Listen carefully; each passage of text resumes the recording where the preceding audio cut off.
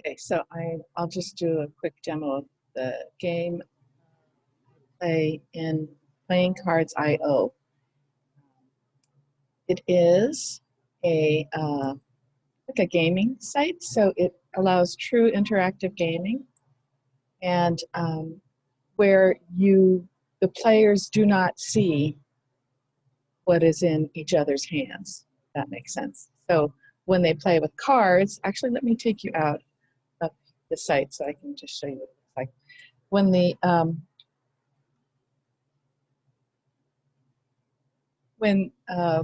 the players take a hand, that hand is only visible to that player and not visible to anyone else. So this is Playing Cards IO.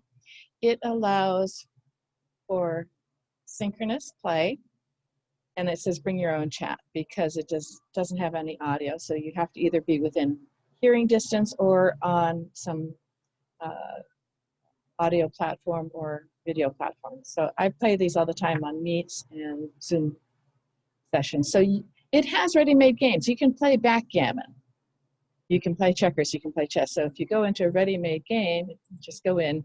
And what it does is it creates a game room, and that room is specific to this game.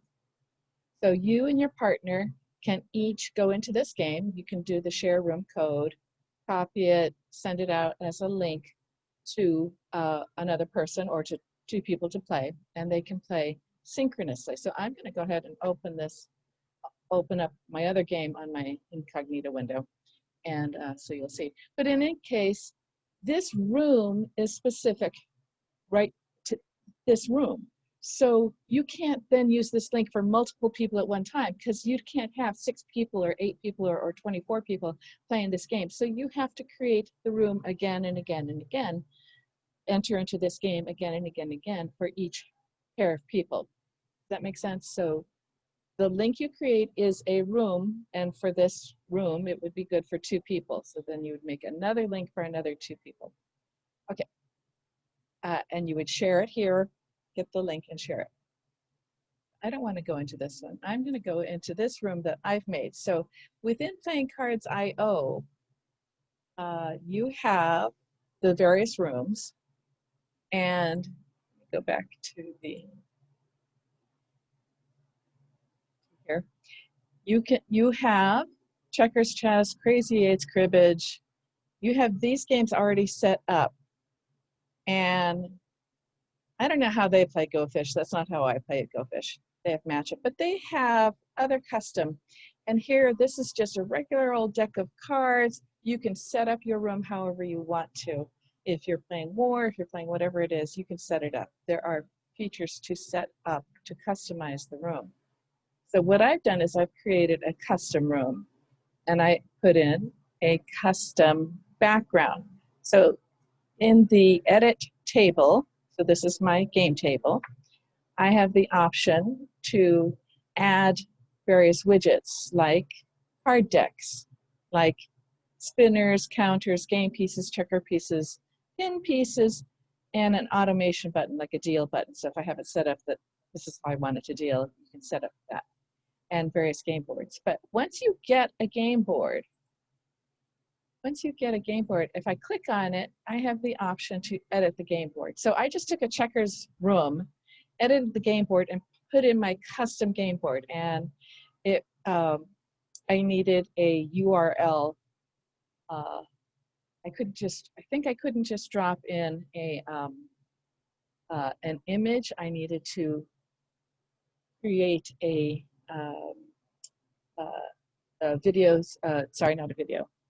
image storing site and upload an image there, and then use that URL and drop it in here.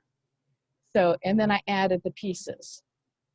Okay, so that's the edited table. And I have it set up that I play this 2 different ways.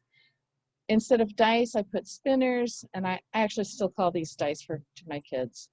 And I have this set up for 2 people to play. In this game, I play Race to 100, and I play it for my younger kids or anyone that are still developing really better number sense, and I really want to stress the combinations that make a 10, because knowing the combinations to 10 make all the adding and subtracting and everything else so much faster. So I played the object of this game is to get both pieces to 100. If you land on a 10, you get to slide down.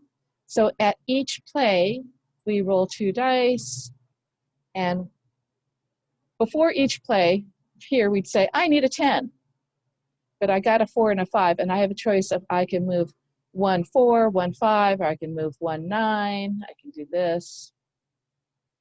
Next person plays. He obviously wants to get a 10, and he got, a 6 and a 3. He decides to just move this one here. Red plays again. Oh, before he plays, I say he has to tell me I need a 6 and a 5, because I want them to really drill into what combinations make 10. And he got a 4 and a 3, and he says, oh, I'm going to take my 4 and land here, and send, if I land on another person, this blue goes back 3 spaces.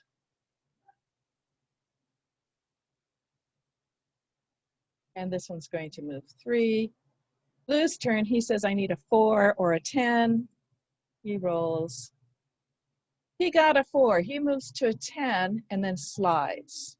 And then he can either choose to move this one in at 6 or move this one. So I'm just trying to encourage the combinations to 10, and then to see that if they roll something that's a 12, they can take it a 10 and 2 more. If they roll a 9, they can take it a 10 minus 1. The same type of thing we do with all of our 100 board activities. So this is my race to 100. And so they like to get to the multiples of 10, because then they get to slide down a 10. The object being to get both pieces to 100.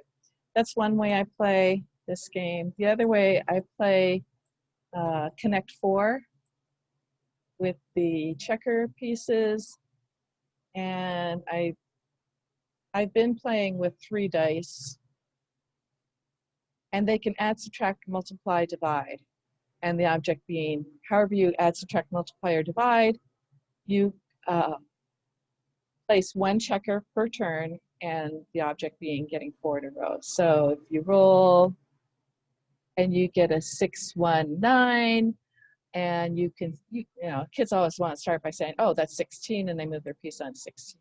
But they can't just always add, because they're not going to get it. So they have to learn to, say 6 times 1 is 6 plus 9 is 15 the next time if they happen to roll it, because they're trying to get 4 in a row. And they alternate plays.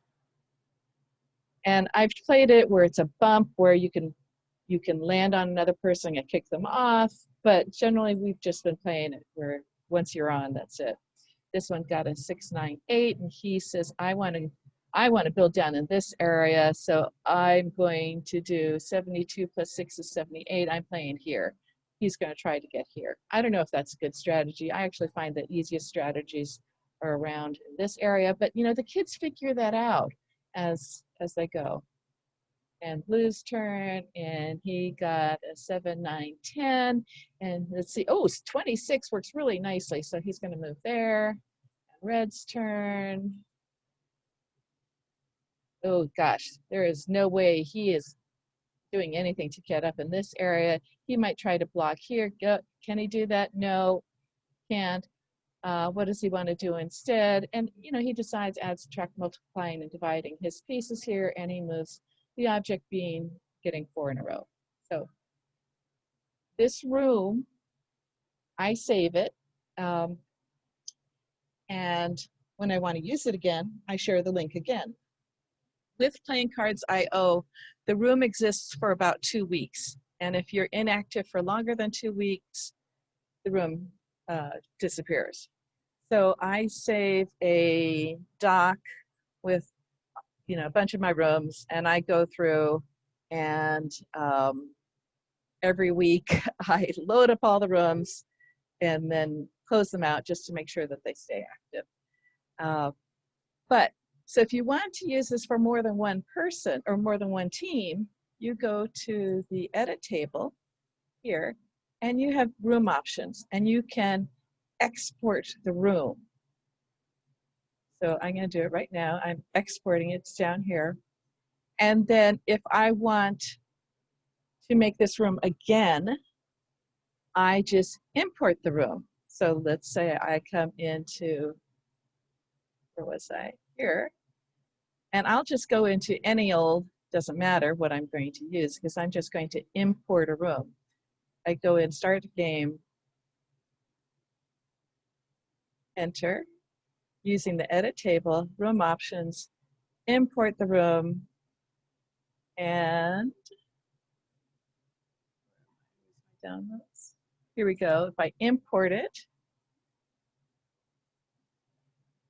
it's complete. I now have another room with the same setup. And I would then send this to another group of kids. So I'm actually going to take this and drop this in the comments section of the YouTube video, so you can take this and upload it and make your own room. Okay, hope that helps.